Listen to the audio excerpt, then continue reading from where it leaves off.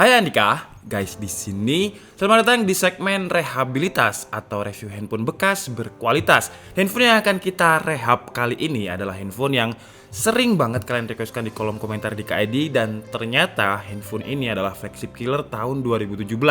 Menarik kan? Tapi seperti biasa sebelum kita mulai videonya, buat kalian yang belum cuci tangan dulu. Kalau udah cuci tangan langsung aja subscribe channel ini, karena di channel ini kita akan membahas informasi menarik mengenai dunia gadget dan juga teknologi yang akan membuat hidup kalian lebih inspiratif dan produktif. Dan perkenalkan, ini adalah OnePlus 5 atau OnePlus 5, sebuah flagship killer tahun 2017. Kenapa bisa jadi flagship killer? Tentu karena di saat semua flagship pada tahun itu harga launchingnya tinggi, OnePlus 5 ini mampu memberikan spesifikasi yang lebih best value tapi dengan harga yang lebih murah. Atau kalau biasanya di DKID kita sebut dengan budget pas-pasan jiwa sosialita atau BBJS. Untuk chipsetnya, OnePlus 5 atau OnePlus 5 ini menggunakan Snapdragon 835 dan pada tahun itu 2017, flagship yang menggunakan Snapdragon 835 diantaranya ada LG V30, kemudian ada Nokia 8, kemudian ada Sony XZ Premium, kemudian ada HTC U11 dan lain-lain. Dan semua yang saya sebutkan tadi harga launchingnya itu masih antara 8 bahkan sampai ada yang di atas 10 juta rupiah. Sedangkan OnePlus 5 ini saya kutip dari kompas.com, untuk yang varian 6GB plus memori internal 64GB, harga launchingnya itu cuma 6,5 juta rupiah. Sedangkan untuk yang varian 8GB dengan memori internal 128GB, harganya cuma 7,2 juta rupiah. Makanya dia mendapatkan gelar flagship killer. Tapi harga launching itu bukanlah harga yang masuk secara resmi ke Indonesia, yang biasanya lebih mahal, dan OnePlus ini nggak ada yang masuk secara resmi ke Indonesia. Jadi kalau kalian dapat OnePlus itu pasti bukan garansi resmi atau istilahnya garansi distributor atau barang yang memang import dari luar negeri. Tapi belum tentu kalau misalkan yang kalian dapat itu adalah barang BM atau black market, karena biasanya kalau misalkan kita import atau beli barang dari luar negeri itu juga pasti ada bea cukainya. Dan saya beli OnePlus 5 ini bekas, agak membingungkan ya. OnePlus 5 berarti 6 dong ya. Kita sebut aja OnePlus 5. Dan saya beli OnePlus 5 ini bekas untuk yang varian 6GB dengan memori internal 64GB. Saya dapat harga sekitar 3,3 juta rupiah. Kenapa lebih mahal? Karena saya cari yang full set. Jadi ini bener-bener bekas tapi full set, dan untuk kondisinya juga lumayan mulus. Kenapa saya cari yang full set? Karena saya pengen membuktikan, katanya setelah saya research, sebelum saya beli itu saya research dulu, dan katanya OnePlus 5 ini memiliki fast charging 20 watt yang cepet banget. Yang ternyata setelah saya beli nggak cepet-cepet banget kok. Mungkin memang di tahun itu, tahun 2017, charger 20 wattnya itu ya cepet. Tapi kalau sekarang saya cas dari 1% ke 49% itu butuh waktu sekitar 1 jam. Dimana sekarang banyak banget HP 2-3 jutaan itu yang ngecasnya lebih cepat. Contohnya seperti Redmi Note 8 Pro atau Realme 5 Pro. Kalau kalian beli bekas dan batangan atau cuman HP aja sebatang kara, harganya itu sekitar 2,5 sampai 3 juta rupiah. Untuk link pembeliannya seperti biasa kalian bisa langsung cek di kolom deskripsi, dan itu sudah saya filterkan karena banyak banget yang jual OnePlus 5 ini harganya menurut saya kurang masuk akal. Masih di antara 4 sampai 5 juta rupiah, dan itu bekas. Untuk barunya sekitar 6 jutaan lah. Untuk performanya, dari semua Snapdragon 835 yang pernah saya review, OnePlus 5 ini nomor 2 kalau acuannya adalah Antutu benchmark versi 8 atau yang terbaru. Masih kalah dengan HTC U11, tapi selisihnya nggak banyak-banyak amat kok. Sama-sama sekitar 240.000. Kemudian untuk kalian yang nggak percaya Antutu, saya juga tes di Geekbench 5 dan mendapatkan performa single core 384 dan multicore-nya 1609. Untuk performa benchmark di 3D Mark-nya juga lumayan tinggi, dengan di OpenGL-nya mendapatkan skor 3159 dan di Vulkan mendapatkan skor 2824. Kemudian lanjut ke tes gaming. Di PUBG kita bisa dapat settingan XDR Ultra dan juga Smooth Extreme, dan sekarang saya coba langsung aja di XDR Ultra. Untuk sensor gyro-nya menurut saya juga enak banget, nyaman, akurat, nggak ada delay, dan udah cepet banget. Cuman maaf, di video kali ini saya nggak bisa pakai Geekbench untuk measuring FPS karena entah kenapa beberapa hari ini Geekbench-nya nggak bisa dibuka. Jadi saya pakai unsur ya kira-kira nggak nge-lag gitulah. Kemudian kalau misalkan kita main di game Fortnite, kita dapat settingannya itu di high, jadi nggak bisa di epic. Dan di game Fortnite dengan settingan high kadang ada sedikit lag, jadi menurut saya diturunkan aja ke settingan medium. Kemudian kalau di game Honkai Impact 3 kita mendapatkan settingan rekomendasi itu di angka 4, dimana angka 4 itu berarti bisa sampai 60 fps.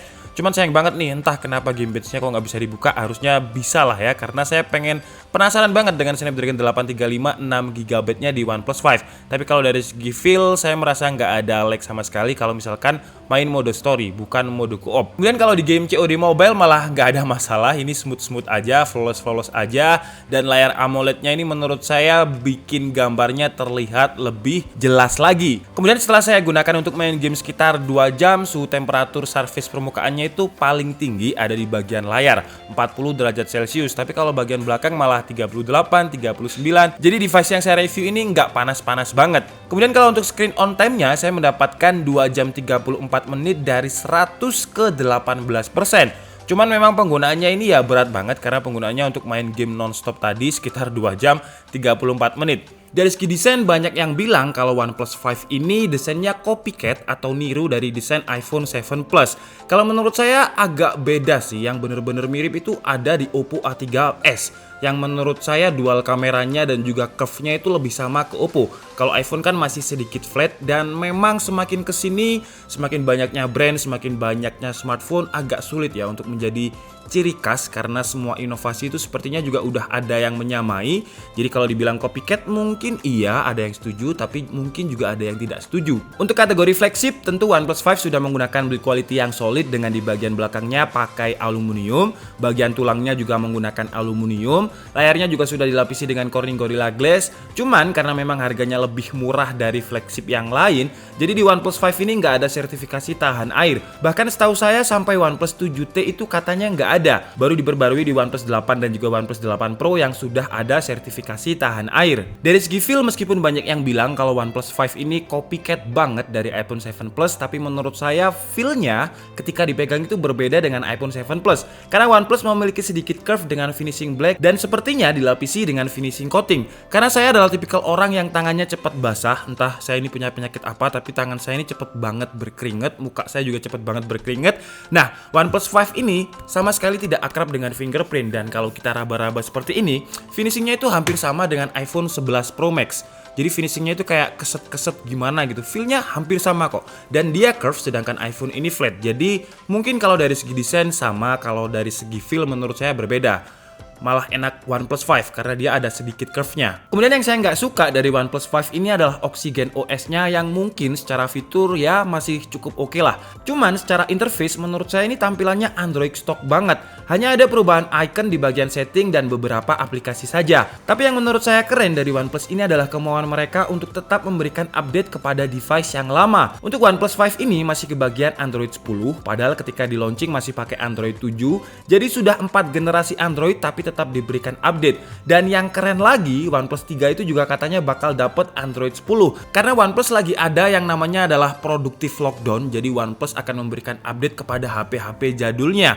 Bayangkan ya, OnePlus 3 yang sudah segenerasi lama itu dikasih Android 10. Kenapa saya bisa tahu? Karena di aplikasi bawaannya ada OnePlus Community yang setiap announcements, kemudian bug atau fix, dan lain-lain di forum community-nya OnePlus itu ada. Jadi saya salut sama OnePlus karena mereka tetap memberikan update ke device lama dan mendengarkan feedback-feedback dari community dan juga fansnya. Contohnya di OnePlus 5 ini dikritik kalau misalkan frame-nya terlalu tebal, akhirnya diperbaiki di OnePlus 7. Di OnePlus 7 dikritik kalau misalkan flagship kok nggak ada tahan air, akhirnya dikeluarkan di OnePlus 8. Itu adalah bukti kalau misalkan OnePlus mendengarkan feedback-feedback dari community dan juga fansnya.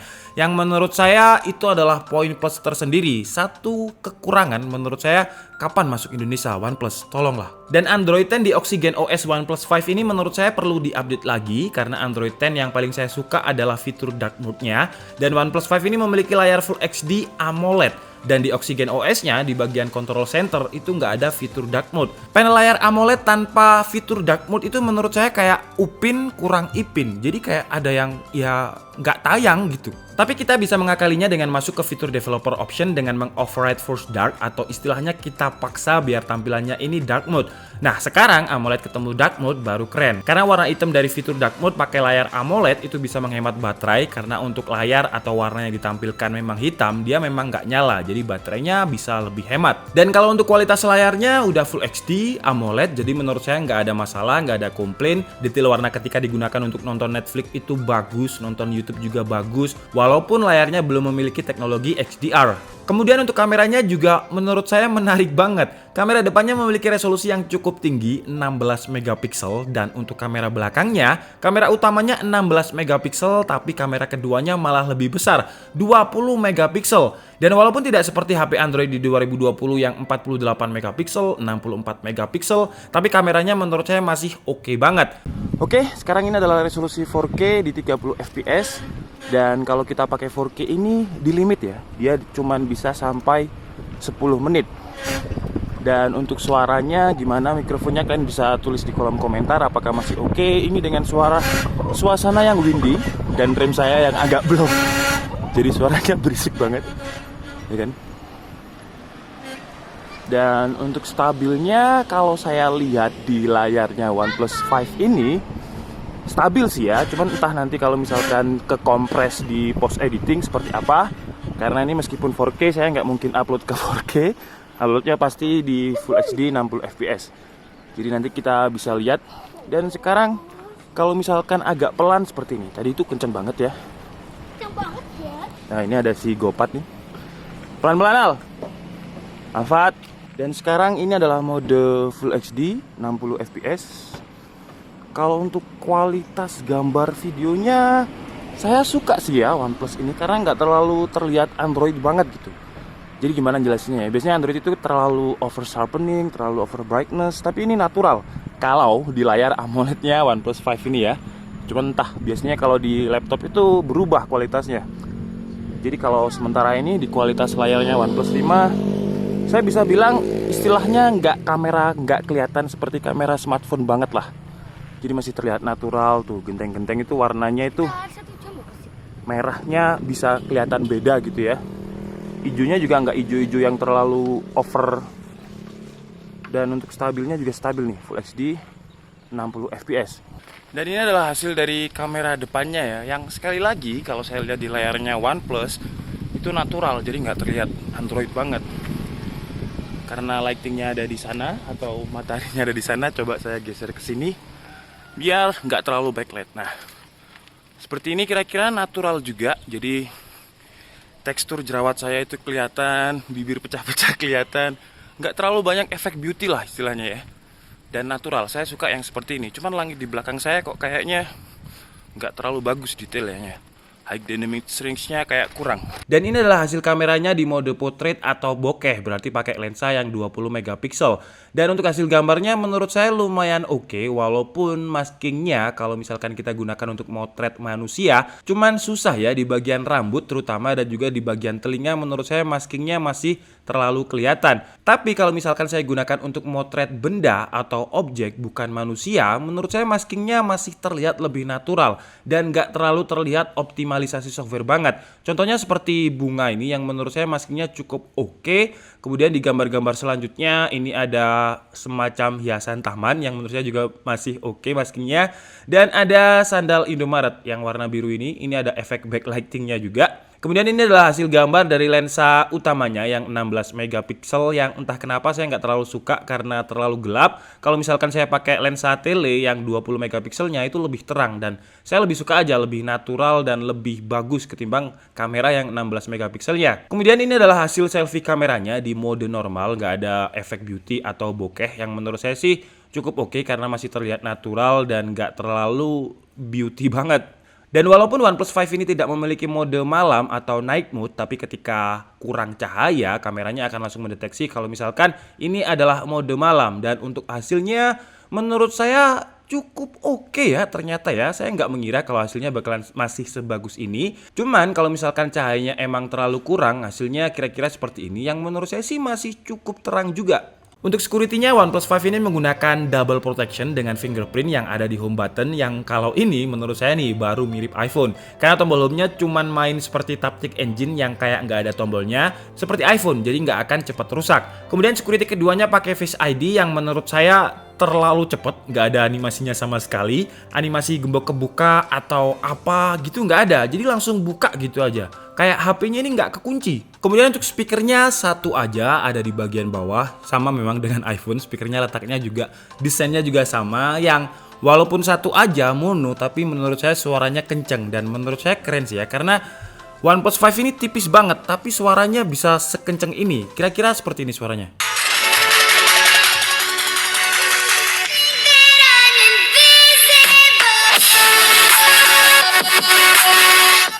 Kemudian untuk fitur-fiturnya jelas, yang pertama ada NFC, kemudian juga ada Diraxon yang mampu membuat suara lebih jernih kalau kalian pakai earphone, kemudian juga dual SIM, dan hampir sama seperti iPhone, OnePlus 5 ini memiliki tombol dedicated untuk mode silent di port sebelah kiri. Kemudian juga ada fitur Zen Mode untuk kita dipaksa tidak menggunakan HP selama periode waktu tertentu. Tapi menurut saya fitur ini cukup tidak berguna ya kalau di Indonesia. Kenapa? Karena banyak temen yang iseng. Siapa tahu kalian lagi butuh HP, entah butuh dibuat apa, kemudian teman kalian iseng, diaktifkanlah Zen Mode-nya. Jadi kalian ketika butuh-butuhnya pakai HP, HP kalian bener-bener nggak bisa digunakan. Karena ketika masuk fitur Zen Mode, dimatiin, di lock itu juga nggak bisa. Jadi dia bener-bener istilahnya nge-break lah, nggak bisa dipakai selama periode waktu yang ditentukan. Oke guys, jadi mungkin cukup segitu aja video rehabilitas dari OnePlus 5 kali ini. Dan kesimpulannya versi DKID, pasti pertanyaan kalian, apakah OnePlus 5 ini masih worth it digunakan di 2020? Simple sih jawabnya ya, karena dia masih dapat update Android 10 dan kemungkinan juga bakalan dapat Android 11. Jadi menurut saya masih worth it banget, asalkan kalian dapat harganya yang menurut saya reasonable. Karena Snapdragon 835 menurut saya pasarannya ya, HP apapun menurut saya pasarannya ya antara 2,5, 2,8 lah mentok. Memang OnePlus ini agak mahal karena dia memiliki dual kamera, sedangkan untuk HP Snapdragon 835 lainnya kamera utama di bagian belakangnya cuma satu. Dan kalau kalian lihat di e-commerce manapun, OnePlus 5 ini harganya bisa dibilang lebih tinggi dibanding saingannya yang sama-sama pakai Snapdragon 835. Contohnya seperti HTC U11, Sony XZ Premium, Google Pixel. Nomor 2 Google Pixel kayaknya. Ya mirip lah, OnePlus 5 dengan Google Pixel itu di antara 2,5. Tapi untuk yang full set bisa sampai 3 jutaan. Keunggulannya OnePlus 5 ini kalau dibanding dengan HP-HP yang saya sebutkan tadi, tentu kameranya ini udah dual kamera, yang dual kameranya ini bener-bener 16 plus 20. Kadang kan ada HP yang 16 plus 2 megapiksel. Tapi ini nggak 16 plus 20 yang menurut saya, kalau saya sih suka ya dengan color profile-nya karena terlihat natural. Nggak terlalu Android banget gitulah, nggak terlalu over sharpening, nggak terlalu over brightness, jadi masih terlihat natural. Kalau untuk kekurangannya jelas OnePlus 5 ini bekas, jadi kadang HP bekas itu nggak bisa dijadikan review acuan karena performa bekas dan performa baru itu biasanya juga berbeda, tergantung penggunanya yang dulu makainya kayak apa dan tergantung pemakaian juga. Oke, jadi mungkin cukup segitu aja video kita kali ini. Saya minta maaf kalau ada kesalahan dalam penyampaian informasi. Seperti biasa kalian bisa mengkoreksinya di kolom komentar. Saya Nika Setiabudi and see you on the next video. Bye bye. OnePlus 5 6 dong ya. Kan OnePlus 5 6.